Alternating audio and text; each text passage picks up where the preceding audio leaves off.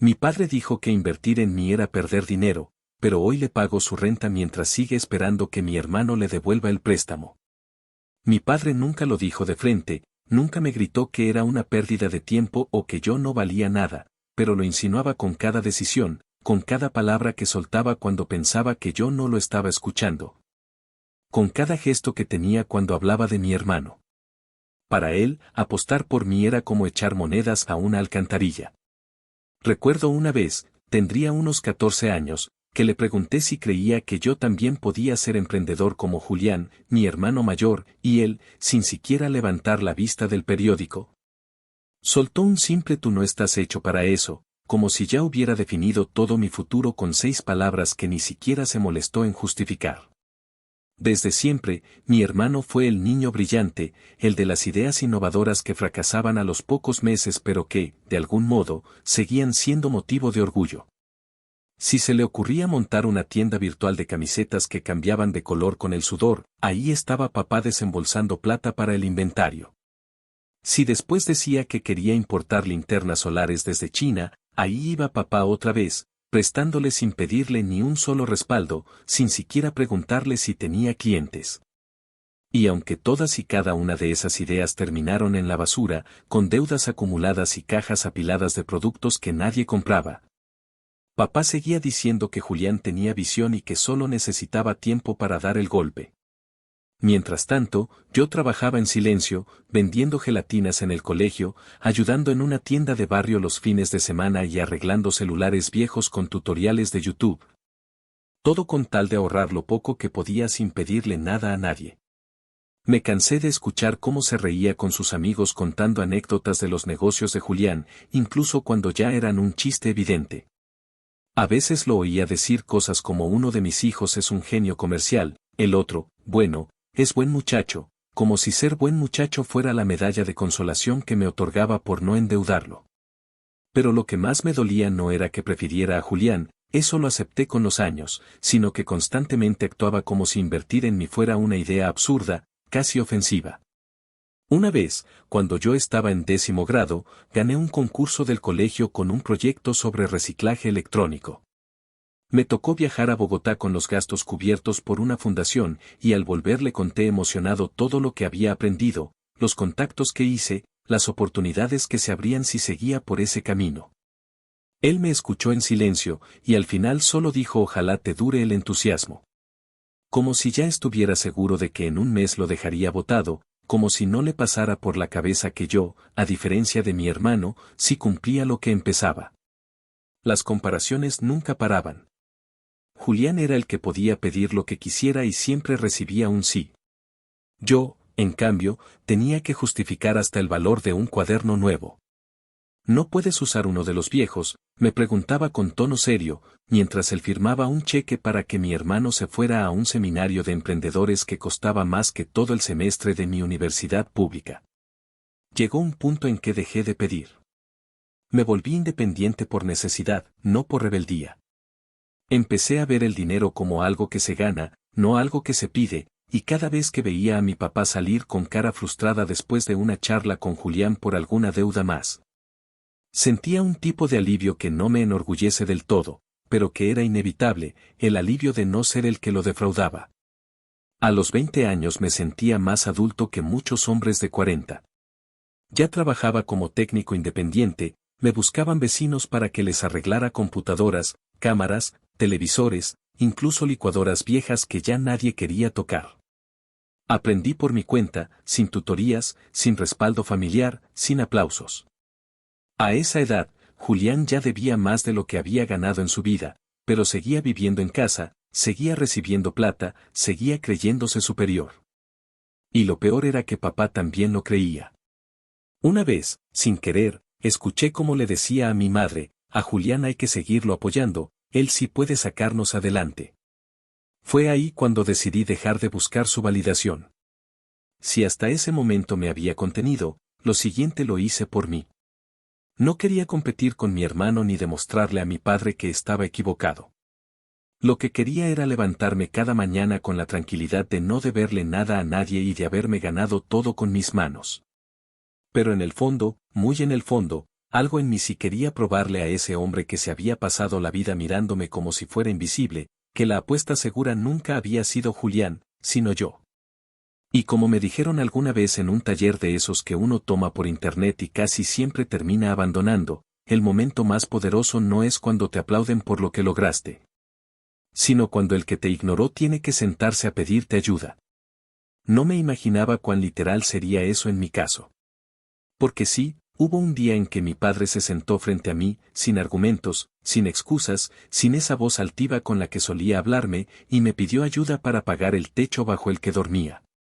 Ese fue el día en que entendí que la venganza no siempre llega con gritos o puertas que se cierran de golpe, a veces llega con una firma, con un recibo de renta. Y con la certeza de que el que apostó mal ya no tiene fichas para seguir jugando. Actualización 1. Pasaron un par de años desde aquella conversación en la que decidí que no iba a volver a buscar su aprobación. Yo seguía en la universidad, terminando los últimos semestres gracias a una beca que me gané por rendimiento académico y por necesidad económica. Aún así, no dejé de trabajar en el taller que había improvisado en el pequeño patio de la casa, justo al lado del lavadero y las cuerdas para colgar ropa. Cada rincón era útil. Tenía una mesa de madera que rescaté del basurero de un vecino, una lámpara de escritorio que solo funcionaba si la golpeaba por el costado, y una silla vieja que rechinaba cada vez que me sentaba. Pero para mí era suficiente. Ahí atendía todo tipo de arreglos. No eran trabajos grandes, no me hacía rico con ellos, pero me alcanzaba para cubrir mis gastos, ahorrar un poco, y sobre todo, mantenerme firme en mi decisión de no depender ni un centavo de mi padre. Una noche, después de cenar, lo escuché quejarse del recibo de la luz. Lo tenía en la mano mientras hablaba con mi madre en tono molesto, diciendo que había subido demasiado ese mes. Mencionó que seguramente era por mi taller, por tanto aparato que prende ese muchacho sin pensar. Lo curioso es que yo ya había comprado una batería portátil para las herramientas más pesadas y usaba bombillos ahorradores desde hacía meses, pero él no sabía ni se había interesado en preguntarlo. Supongo que necesitaba justificar su enojo de alguna forma, porque no le cabía en la cabeza que el que antes consideraba el hijo sin visión estuviera empezando a construir algo por su cuenta. No respondí. Me limité a seguir ordenando mis herramientas, apagué la luz del taller y me encerré a repasar una guía de microcontroladores que me había descargado de internet. Ese mismo mes terminé de desarrollar una aplicación básica para que los clientes del barrio pudieran agendar citas conmigo. No era nada sofisticado, pero sí funcional. En vez de estar respondiendo mensajes a cualquier hora del día, podían elegir un horario disponible, describir el problema y recibir confirmación automática. Al principio, pensé que nadie la usaría, que preferirían llamarme por teléfono como siempre, pero bastaron 3 semanas para que más de 20 personas programaran citas por ahí. Incluso un par de ferreterías pequeñas comenzaron a mandarme equipos para revisión técnica. Empezó a correr la voz, y de repente, ya no era solo el muchacho que reparaba cosas, ahora era el del taller que tiene su app. El cambio fue sutil pero lo sentí. La señora Lidia, la de la tienda de la esquina, me pidió que le explicara cómo usar la aplicación porque no se llevaba bien con el celular. Don Ricardo, el señor del taller mecánico, me recomendó con sus clientes porque le gustaba mi orden y formalidad. Hasta algunos profesores de la universidad me contactaron para ver si podía ayudarles a digitalizar archivos o reparar proyectores antiguos que la facultad no tenía presupuesto para cambiar. Yo, que nunca había pedido nada, empecé a moverme con más seguridad, a entender que el trabajo no era solo cuestión de sobrevivir, sino también de aprender a valorarse. Mi papá, mientras tanto, seguía sin decir mucho. Notaba cómo a veces se detenía frente al taller con la mirada fija en el celular, como si evaluara cuánto tiempo llevaba el cliente conmigo. Un día me preguntó si estaba cobrando lo suficiente, como si le preocupara que estuviera regalando mi trabajo. No supe si reírme o sorprenderme. Fue la primera vez que me hizo una pregunta relacionada con lo que yo hacía, aunque viniera cargada de ese tono seco que él usaba para que nada sonara como una felicitación. Le dije que estaba ganando lo justo y que cada semana registraba ingresos estables, a lo que respondió con un gesto corto y volvió a meterse en la casa. Pero ya era demasiado tarde para fingir indiferencia, lo había escuchado. Me había preguntado algo sobre mi trabajo. A su manera torpe, por fin lo estaba reconociendo. Julián, en cambio, no mejoraba. Cada vez que volvía a casa, era con una nueva excusa, un nuevo estoy por cerrar un negocio que se quedaba en eso. Lo veías con la misma laptop vieja, prometiendo que ahora sí tenía todo para lanzar su marca de calzado ecológico o su plataforma para vender cursos. Mi padre seguía defendiéndolo, aunque ya no con tanto entusiasmo. Comenzaba a cansarse, eso era evidente. Incluso escuché que una vez le dijo a mamá que se había atrasado en el arriendo porque estaba esperando que Julián le devolviera un dinero que le había prestado para renovar el baño de la casa, pero que ese dinero jamás volvió. Me prometió que esta semana sí, dijo en voz baja, mientras prendía la televisión para distraerse. Fue en ese momento cuando tomé una decisión que cambió completamente la dinámica de nuestra relación. Fui al banco y pagué el mes de arriendo atrasado. No se lo dije a nadie, ni siquiera a mi madre. Solo pedí una copia del recibo, la guardé en una carpeta y me senté a esperar que lo notaran. Pasaron 2 días hasta que, un sábado por la mañana, mi papá salió con el sobre en la mano. Lo abrió y lo leyó 3 veces. Su ceño fruncido no se relajó, pero la forma en que miró a mamá y luego al portón del patio donde yo estaba trabajando lo dijo todo. Caminó hacia mí con paso lento, como si arrastrara algo más que los pies, y preguntó con voz neutra si yo había tenido algo que ver. Respondí sin mirarlo, sí. No me gusta que lo molesten con eso. No quiero que se atrase. Hubo un silencio tenso. Pensé que me diría que no era mi responsabilidad, que no tenía que hacerlo, que eso era cosa de él y Julián. Pero no dijo nada. Se quedó parado ahí, con el recibo en la mano, asintió una vez y se fue. No sé si ese fue el día que empezó a entender. No lo sé porque nunca me lo dijo. Pero desde entonces, algo cambió. No en su forma de hablarme, que seguía siendo seca y escueta, pero sí en cómo me observaba. Ya no eran miradas de juicio o de indiferencia, sino de análisis. Como si ahora intentara descifrar quién era ese hijo al que nunca prestó atención y que, de repente, era capaz de sostener el techo que lo cubría sin pedirle nada a cambio. Y aunque no lo admitiría nunca, su silencio fue mi primer triunfo real. Actualización 2. Pasó casi un año desde aquel sábado en que mi padre apareció con el recibo de arriendo en la mano y decidió no decir ni una sola palabra de agradecimiento. Para muchos, ese gesto habría sido ofensivo, una falta de respeto. Pero yo lo tomé como una señal de que finalmente algo se estaba moviendo en su cabeza. Si algo aprendí viviendo bajo ese techo es que los silencios decían mucho más que sus frases llenas de condescendencia. Desde entonces, no volvió a preguntarme si estaba cobrando lo suficiente, ni insinuó que mi taller era una pérdida de tiempo. Simplemente se limitó a observarme. Algunas noches lo encontraba mirando por la ventana hacia el patio, justo cuando ya había apagado todo y me sentaba con un cuaderno a planear los arreglos del día siguiente. Jamás se acercaba, pero tampoco evitaba que lo notara. Y eso, viniendo de él, era casi como un diálogo completo. Durante ese año, el taller creció.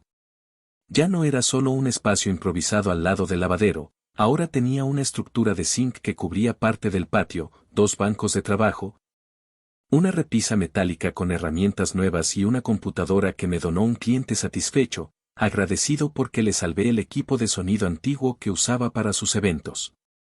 Con esa computadora pude mejorar la aplicación que había creado y automatizar buena parte del proceso de diagnóstico de fallas. La idea era ofrecer un servicio más técnico, más preciso y, sobre todo, más profesional, porque si algo me obsesionaba era no parecer el hijo menor que hace arreglos por encargo, sino alguien que había construido algo sólido desde cero. La clientela se triplicó en cuestión de meses. El boca a boca funcionó mejor que cualquier campaña publicitaria, y eso me permitió ampliar mis servicios. Ya no solo arreglaba televisores y celulares, ahora también instalaba cámaras de seguridad. Configuraba redes domésticas, hacía mantenimiento de sistemas para pequeños negocios y, en algunos casos, trabajaba por contrato con oficinas del barrio. Incluso uno de los consultorios médicos de la zona me contrató para mantener sus equipos operativos cada mes. Lo curioso es que en medio de todo ese crecimiento, yo seguía viviendo en la misma casa, durmiendo en el mismo cuarto con la misma cama de siempre. Aún no me había mudado, en parte por una mezcla de costumbre y en parte por algo más práctico, me convenía ahorrar lo más posible mientras consolidaba lo que ya había levantado. En cambio, Julián estaba cada vez peor. Su empresa de educación financiera, como él mismo la llamaba, había resultado ser otra ilusión montada sobre palabras vacías. Prometía cursos que nunca entregaba, ofrecía asesoría sin preparación, y cuando los clientes comenzaban a quejarse, simplemente cerraba el perfil, abría uno nuevo y repetía la misma estrategia en otra red social.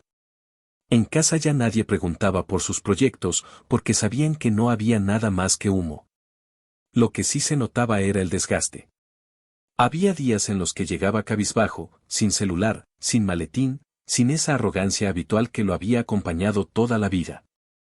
Aún así, papá seguía esperándolo. Seguía creyendo, de forma casi desesperada, que en algún momento su hijo mayor le devolvería lo que le había prestado para montar aquel proyecto que nunca existió en papel, pero que le costó más de 5 millones de pesos y el crédito con 2 entidades financieras.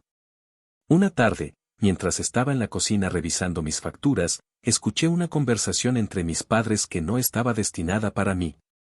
Mamá le preguntó a papá si ya había hablado con Julián sobre los pagos atrasados del préstamo que había pedido a su nombre. Mi padre, cansado, le respondió que sí, que ya lo había hecho, pero que Julián había prometido resolverlo a fin de mes. Mamá, que en general siempre se quedaba callada, soltó un comentario que me sorprendió: tú sabes que ese dinero no va a volver, ¿verdad? Él no respondió. El silencio fue tan largo que terminé levantándome con la excusa de servir un vaso de agua solo para hacerles sentir que no estaban solos. Cruzamos miradas por un segundo, y por primera vez, noté en sus ojos una mezcla extraña de vergüenza y derrota. Esa noche, mientras cenábamos, dejé sobre la mesa un sobre con los recibos del último contrato que había firmado con la ferretería de la zona. No dije nada, solo lo dejé ahí. Papá lo miró, lo abrió lentamente, y observó la hoja con las cifras. Mi madre fue la que preguntó qué era eso, y yo respondí que era parte del trabajo que estaba haciendo con algunos negocios. Que todo estaba legalizado, con retenciones de fuente y soporte de pagos. Mi padre simplemente asintió con la cabeza y dijo algo que no esperaba: vas bien, muy bien. Esas 2 palabras, tan cortas, tan ajenas a su vocabulario habitual, me supieron a todo lo que nunca me había dicho antes. Después de eso, empezó a dejarme a cargo de algunos trámites menores. Me pedía que le ayudara a revisar ciertos correos del banco, que le explicara cómo funcionaban ciertos descuentos en línea, incluso que lo acompañara a hacer pagos por Internet. No eran grandes cosas, pero viniendo de un hombre que siempre se había jactado de saberlo todo y de no necesitar ayuda de nadie, eran gestos que no pasaban desapercibidos.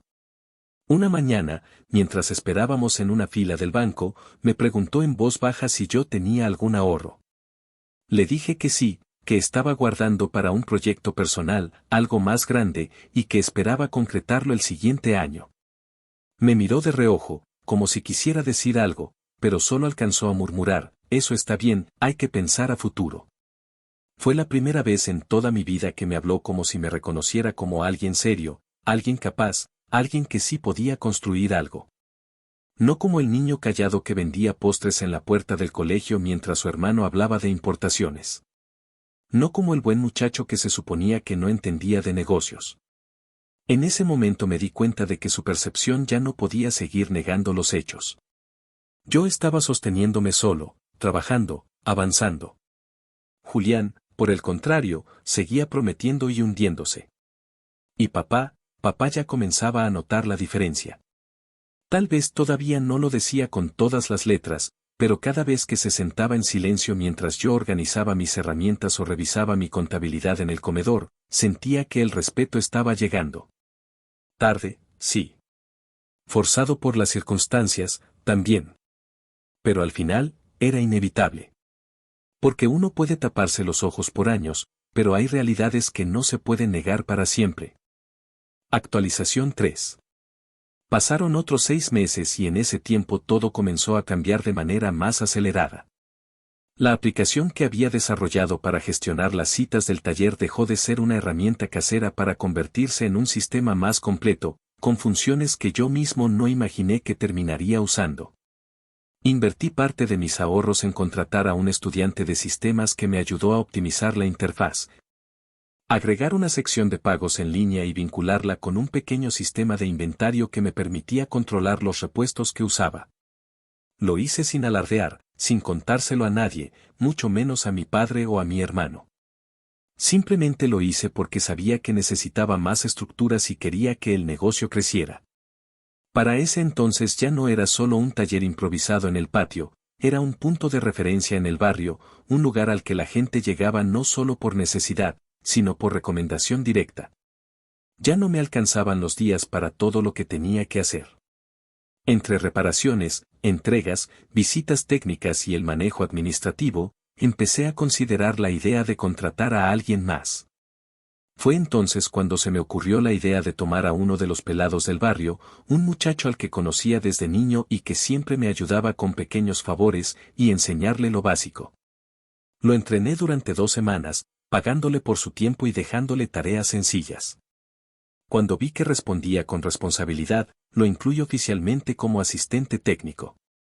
Le di uniforme, acceso al sistema de citas, y poco a poco fue aprendiendo a recibir a los clientes, hacer diagnósticos iniciales y encargarse de trabajos menores mientras yo me concentraba en lo más delicado. La inversión valió cada centavo, por primera vez sentí que tenía una verdadera estructura de trabajo. En paralelo, un conocido de la universidad, con quien había coincidido en algunos cursos optativos, me puso en contacto con un pequeño fondo de inversión local que apoyaba emprendimientos tecnológicos en etapa temprana. Me costó una semana preparar toda la presentación, documentar los movimientos del negocio, proyectar las estadísticas de crecimiento y redactar el plan de desarrollo de la app. El día que presenté mi propuesta frente a ellos temblaba, pero lo hice con seguridad. No exageré nada, no vendí humo, no fingí tener lo que no tenía. Les conté lo que había construido con esfuerzo, cómo funcionaba, cómo estaba resolviendo un problema concreto en la comunidad, y hacia dónde quería llevarlo. A los pocos días, recibí la respuesta, me aprobaban una inversión semilla, a cambio de un porcentaje mínimo de participación. La cantidad no era exorbitante, pero suficiente para abrir una segunda sede en una zona más céntrica, contratar a otro técnico, y formalizar legalmente todo lo que ya venía haciendo. Ese mismo día que recibí la confirmación de la inversión, Julián apareció por sorpresa en el taller. Yo estaba atendiendo a un cliente cuando lo vi asomarse por el portón de metal. Venía desaliñado, con una camisa mal planchada, sin mochila ni documentos. Apenas lo reconocí por la forma en que caminaba, con la espalda más encorvada que de costumbre y una expresión de derrota que contrastaba con el aire de superioridad que solía tener.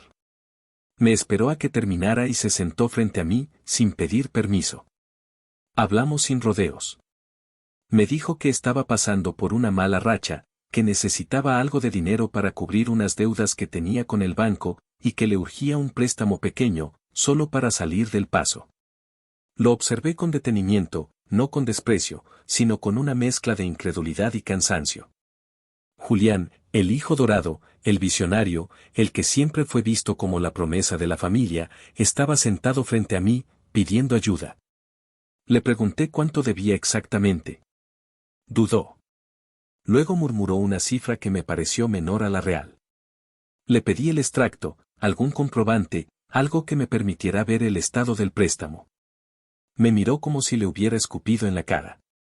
¿No confías en mí?, soltó ofendido, a lo que respondí con algo que se me escapó sin pensarlo: papá confió en ti, y mira cómo quedó. Hubo un silencio largo, incómodo, hasta que desvió la mirada. Después de algunos minutos, con la cabeza agachada, aceptó que tenía más deudas de las que había dicho. Me mostró el documento de una entidad financiera, con intereses acumulados y pagos vencidos. Al verlo, supe que esa situación no tenía arreglo simple. Podía prestarle el dinero y saber que jamás lo recuperaría, o hacer algo más inteligente, algo que pusiera las cosas en su lugar de una vez por todas. Le propuse una alternativa. Le dije que, si quería, yo mismo podía negociar la deuda con el banco, comprar el pagaré a su nombre y asumirla como acreedor directo. Eso me permitiría a mí controlarla, establecer condiciones, fijar plazos. Me miró con incredulidad. ¿Vas a comprar mi deuda?, preguntó confundido. Le dije que sí, que de hecho ya lo había hecho antes con otro cliente mío que necesitaba recuperar su historial crediticio. Que era un movimiento legal, perfectamente factible, y que me parecía más sensato hacer eso que botar el dinero en un préstamo sin garantías. Me miró con desconfianza, luego con enojo, y finalmente con resignación. No aceptó de inmediato. Me dijo que tenía que pensarlo. Pero yo ya sabía que lo haría. Porque no tenía a nadie más. Y por primera vez en su vida, Julián entendió lo que era estar en una posición de necesidad frente a alguien que no debía impresionarlo ni rendirle pleitesía. Esa noche, le conté a mi madre. Le mostré los documentos, le expliqué lo que iba a hacer. No porque necesitara su aprobación, sino porque no quería que después dijera que los había dejado fuera de algo tan delicado. Ella se quedó callada por un momento y luego dijo algo que no olvidaré: tu papá jamás imaginó que las cosas se darían así. Le respondí que yo tampoco, pero que ya no estaba en edad de seguir esperando a que las cosas se resolvieran solas. Que si había aprendido algo en esos años era que, para que algo cambie, uno tiene que tomar el control. Y eso era lo que estaba haciendo, tomar el control de una deuda que había sido símbolo de la ceguera de mi padre durante años, y convertirla en una lección que, tarde o temprano, iba a tener que aprender.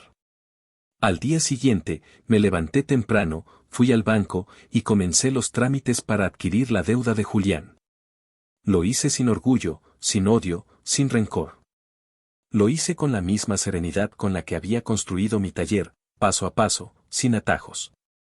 Porque ahora no solo estaba pagando cuentas ajenas, estaba ajustando cuentas pendientes con el pasado. Actualización 4. 4 meses después de haber iniciado el proceso de compra de la deuda de Julián, todo estaba firmado, sellado y legalmente traspasado. Fue un camino más largo de lo que había anticipado, no por falta de recursos, sino por la cantidad de trabas burocráticas que implica asumir un pagaré de un tercero. Especialmente cuando ese tercero ha dejado un historial de retrasos y evasivas tan grande como el de mi hermano. Aún así, persistí. Fui al banco, negocié las condiciones, presenté mis papeles en regla, demostré ingresos y solvencia, y asumí el compromiso con una frialdad que no dejaba lugar para sentimentalismos. El gerente, un hombre mayor de rostro cansado, me miró con curiosidad y preguntó por qué alguien se haría cargo de una deuda así. Le respondí sin titubeos, porque yo no estaba comprando un monto, estaba recuperando algo que me había negado toda la vida, el control de mi historia. Lo que hice después no fue por venganza directa, pero sí con plena intención de marcar un límite. No iba a perdonarle la deuda, ni a dejarla flotar como un favor. Le redacté un contrato privado a Julián con condiciones estrictas: debía asistir a un curso certificado de educación financiera con al menos un 90% de asistencia comprobable. Entregar un plan de pago mensual con soporte de ingresos y redactar 2 cartas de disculpa, una dirigida a papá y otra a mí, en las que reconociera su negligencia financiera y explicara los pasos que pensaba tomar para no repetir sus errores. Todo quedó por escrito, con firma notarial. No se lo impuse a gritos, ni con amenazas. Lo cité en una cafetería neutral, le presenté los documentos con una carpeta ordenada y le expliqué que esas eran las condiciones para no ejecutar los intereses moratorios que empezaban a correr si no cumplía. Le dije que no se trataba de humillarlo, sino de enseñarle lo que era hacerse responsable.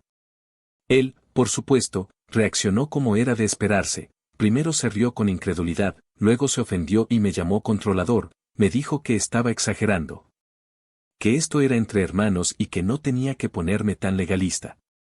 Yo lo escuché en silencio, sin interrumpirlo, sin permitir que me sacara de quicio. Cuando terminó, le señalé el documento y le dije: no estoy jugando a ser tu hermano, estoy ejerciendo como tu acreedor. Si no te gusta, podés buscar otro que te compre la deuda. Buena suerte con eso. Se quedó callado. Sabía que no tenía a dónde más ir. Sabía que esa carpeta que yo llevaba no era una amenaza, era su única salida de no quedar con un historial manchado por años. Al final aceptó. Firmó. Se fue sin dar la mano, sin mirarme a los ojos. Al volver a casa esa noche, le conté a papá lo que había hecho. No como confesión, sino como parte de la rutina. Le dejé en la mesa una copia del contrato, por si algún día necesitaba entender qué había pasado con ese dinero que todavía esperaba. Leyó las primeras páginas en silencio. Yo me senté frente a él, sin decir nada. Estaba acostumbrado a sus silencios, pero ese fue distinto. Era un silencio más denso, más lento, como si se estuviera tragando algo que llevaba años atorado. Cuando terminó de leer, no me miró de inmediato. Dejó los papeles a un lado, tomó aire, y dijo con la voz un poco más baja de lo habitual: pensé que mi hijo mayor era yo. No supe cómo responderle a eso. Me limité a tomar los documentos y a decirle que no se preocupara, que el arriendo de ese mes ya estaba cubierto y que todo seguiría como hasta ahora. Pero dentro de mí, esas palabras retumbaban con fuerza. Porque no eran un halago, ni un reconocimiento, pero sí una grieta en su muralla. Y eso, viniendo de él, ya era un derrumbe. Lo que siguió después fue casi burocrático. Implementé un sistema de seguimiento para la deuda de Julián, registré cada uno de sus pagos, cada comprobante, cada justificativo. Cumplió con la inscripción al curso y asistió a las primeras clases, más por obligación que por interés real. Me mandaba capturas de pantalla, firmas de asistencia, hasta una foto del certificado de matrícula. Sabía que si faltaba una sola vez, yo activaba los intereses y con eso se le volvía imposible pagarme. Entendió que ya no tenía margen para sus clásicos rodeos. La carta para papá la redactó primero, una hoja fría, mal redactada, sin alma, como si la hubiera escrito un niño que pide disculpas por romper un florero. Se la devolví sin leerla completa y le dije que no me la volviera a entregar si no lo hacía de verdad, con honestidad, con las palabras que él mismo se negaba a pronunciar desde hace años. Me insultó. Me dijo que no era quien para juzgarlo. Le respondí que no era un juicio, era un requisito. Si no lo cumplía, entonces todo quedaba cancelado y el proceso pasaba a cobro jurídico. Al final, escribió la carta. No perfecta, pero sí sincera. Esa noche, papá la leyó sin hablar. Cuando terminó, la dobló en 4 partes, la guardó en su billetera y no dijo una sola palabra. Con la carta para mí fue diferente. No me la entregó en persona. La dejó sobre el escritorio del taller una tarde en que yo no estaba. Al volver, la encontré dentro de un sobre sin nombre, solo con una fecha escrita en marcador rojo. La leí sentado en el mismo banco de siempre. No era una carta de disculpa como tal. Era más bien un recuento de errores, de decisiones mal tomadas, de excusas que ya no podían sostenerse. Al final decía: no sé si esto compensa todo lo que te quitaron al preferirme a mí, pero al menos espero que sepas que ahora lo entiendo. No por obligación, sino porque ya no tengo cómo seguir negándolo. Lo guardé sin responder. No porque no me importara, sino porque sabía que el silencio, esta vez, era lo más justo. Él nunca se disculpó cuando me llamaban invisible, cuando celebraban sus ideas mientras enterraban las mías, cuando yo era el hijo que no valía la pena invertir. Así que ahora, que yo tenía todo el control, preferí dejar que sintiera esa misma ausencia de palabras. Porque a veces el silencio duele más que un discurso. A partir de ese momento, las cosas entre nosotros ya no fueron las mismas. Julián comenzó a trabajar a medio tiempo para pagarme con lo que podía. Le conseguí un par de trabajos con conocidos del barrio que necesitaban ayuda temporal. Le exigí que firmara recibos, que enviara reportes de horas, que asumiera por completo el compromiso que había adquirido. No le di ningún trato especial. Si llegaba tarde, se descontaba. Si faltaba, se penalizaba. Papá lo sabía. Y aunque al principio no decía nada, eventualmente me preguntó si todo eso no era demasiado. Le respondí que durante años nadie consideró que había sido demasiado pedirme que soportara las comparaciones, las humillaciones y el desprecio. Que ahora, por primera vez, las reglas las ponía yo. Y si eso incomodaba, podían buscar a otro que les pagara el arriendo y les resolviera las deudas familiares. Nunca nadie buscó a nadie más. Porque, al final, cuando uno demuestra con hechos lo que otros nunca creyeron posible, los silencios se vuelven reverencia. Y aunque no haya medallas, ni abrazos, ni agradecimientos, uno sabe que ganó. Y que esa victoria, construida en silencio, pesa más que 1000 disculpas tardías. Actualización final. Un año después de haber asumido por completo el control de la deuda de Julián, todo parecía haber encontrado su equilibrio, aunque no necesariamente en los términos que mi familia habría imaginado años atrás. Para entonces, yo ya había abierto la segunda sede del taller, esta vez en un local pequeño pero muy bien ubicado en una zona de tráfico constante. Contraté a otro técnico, formalicé los contratos laborales, implementé un sistema contable que me ayudaba a manejar los ingresos y egresos con más claridad. Y delegué parte del trabajo administrativo en una contadora freelance que me ayudaba 3 veces por semana. Ya no era solo un joven que reparaba cosas desde el patio de su casa. Ahora era empresario. Legalmente registrado. Declarando impuestos. Con empleados, clientes fijos, y un sistema que crecía sin que yo tuviera que estar presente en cada rincón. Seguía viviendo en casa, pero ya no por necesidad. Tenía la posibilidad de mudarme si quería, de vivir solo, de armarme un apartamento cómodo con todas las comodidades. Pero no lo hice. Me quedé por algo más simple, porque sabía que el solo hecho de seguir ahí, de caminar por la misma cocina, de abrir la misma nevera, de sentarme en el mismo comedor que alguna vez fue testigo de tantas frases hirientes, les pesaba más que cualquier sermón. Porque era imposible que mi padre no sintiera algo cada vez que pasaba por la puerta del taller que yo construí con mis manos, con mis herramientas, con mis ingresos. Porque cada vez que me veía salir con la carpeta de contratos bajo el brazo, sabía que no estaba yendo a perder el tiempo, como solía decir años atrás, sino a dirigir una empresa que ni en sus mejores sueños habría imaginado que yo levantaría. Mi hermano, por otro lado, seguía cumpliendo con lo mínimo indispensable. No porque hubiera cambiado realmente, sino porque sabía que ya no tenía margen para fallar. El contrato que firmamos lo tenía completamente acorralado. Cada mes debía reportar sus pagos, cada curso que tomaba era revisado, cada promesa debía venir acompañada de pruebas. No había espacio para los discursos vacíos que tan fácilmente vendía antes. Y aunque lo seguía intentando, a veces se aparecía con alguna idea absurda para emprender juntos o para que yo lo apadrinara en un nuevo proyecto, yo simplemente lo escuchaba, lo dejaba hablar. Y después le decía que si quería presentarme algo, que lo hiciera como cualquier otro proveedor, con cotización, plan de negocio y proyección de retorno. Por supuesto, jamás lo hizo. Papá ya no hablaba de él como antes. A veces, cuando hablábamos en la cocina o coincidíamos en la sala, mencionaba que Julián estaba lidiando con lo suyo, sin entrar en detalles. Ya no lo defendía, ya no lo justificaba, pero tampoco lo atacaba. Simplemente parecía resignado, como si por fin hubiera entendido que esa imagen idealizada del hijo mayor que lo sacaría adelante no era más que un espejismo que él mismo alimentó durante años. La diferencia ahora era que no lo decía con rencor, sino con una especie de tristeza contenida. Supongo que para un padre debe ser duro aceptar que se equivocó tan profundamente, no solo en sus decisiones, sino en la forma en que trató a sus hijos. Yo nunca se lo eché en cara.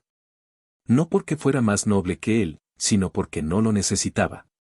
La realidad ya se encargaba de recordárselo todos los días. La situación con el arriendo se volvió un detalle menor. Aunque seguía pagándolo yo, ya no era un favor ni un secreto. Mi padre lo sabía, mi madre también, y ninguno volvió a mencionarlo. Era como si ese acto silencioso hubiera quedado establecido como parte del orden natural de las cosas. Cada vez que llegaba el recibo, yo lo tomaba, lo escaneaba, lo enviaba al correo del contador, y lo pagaba desde mi cuenta empresarial. Lo hacía con la misma rutina con la que pago los sueldos, los proveedores, los impuestos. Porque esa casa, la misma donde alguna vez me dijeron que invertir en mí era una pérdida, ahora se sostenía, literal y simbólicamente, gracias a mí. No por obligación, no por cariño, no por venganza. Por convicción. Porque podía. Y porque ese era, en el fondo, el acto más contundente de todos, demostrar que sí valía la pena. Hubo una tarde en particular, meses después, que se quedó grabada en mi memoria como la verdadera conclusión de todo este camino. Estábamos los tres en casa, y mi madre sacó una caja con papeles viejos para organizarla. Entre los documentos aparecieron boletines escolares, dibujos de cuando éramos niños, y algunas carpetas con proyectos que hicimos durante el colegio. Mi padre tomó una hoja y la miró con atención. Era un ensayo mío de 10º grado, uno que había ganado un concurso interno sobre emprendimiento social. En ese entonces, él ni siquiera lo había leído. Lo sé porque jamás lo mencionó. Esa tarde, lo leyó de principio a fin. Con sus lentes viejos, con el ceño fruncido, con una seriedad que no se correspondía con una simple tarea escolar. Cuando terminó, no dijo nada. Solo se quedó con la hoja entre las manos, mirándola como si acabara de entender algo demasiado tarde. Mi madre, que lo observaba en silencio, fue quien rompió la tensión diciendo, «Tendrías que haberlo leído en su momento». Él no respondió. Y yo tampoco. No hacía falta. Desde entonces, mi padre ha adoptado una actitud más pausada. Me escucha cuando hablo, me consulta sobre cosas que antes ni consideraba que yo pudiera entender. A veces me pide consejos sobre sus finanzas, otras me pregunta si puede recomendar a alguien para que trabaje conmigo. Nunca dice me equivoqué, ni lo siento, ni gracias. Pero ya no hace falta. Porque cada uno de sus silencios ahora está cargado de reconocimiento, de esa incomodidad que se siente cuando uno se da cuenta, demasiado tarde, de que apostó mal. Y esa es su carga, no la mía. Hoy, mientras escribo esto desde mi oficina, una real, con escritorio, con equipo, con ventanas que dan a la calle, puedo decir con toda certeza que no me mueve el rencor. No soy el mismo chico que quería que su papá lo viera, que lo eligiera, que lo reconociera como válido. Ese chico murió el día que entendió que su valor no dependía de los ojos de los demás. Que a veces la mejor forma de vengarse no es destruir al otro, sino construirte a ti mismo de forma tan sólida que se vean obligados a respetarte. Incluso si no quieren. Incluso si no lo dicen en voz alta. Mi padre sigue esperando que Julián le devuelva el préstamo. No se atreve a aceptarlo frente a nadie, pero lo sigue esperando. Guarda los papeles, revisa las fechas, saca cuentas mentalmente cada tanto, como si aún creyera que su hijo mayor algún día lo sorprenderá. Pero ya no insiste. Ya no lo defiende. Y cuando se sienta a comer en la mesa que yo compré, bajo el techo que yo mantengo, iluminado por las lámparas que yo instalé con mi esfuerzo, lo único que le queda es convivir con ese silencio. Con ese hijo que no valía la pena invertir, pero que hoy es el único que le paga la renta. Y esa, aunque él no lo admita, fue la inversión más rentable que nunca quiso hacer.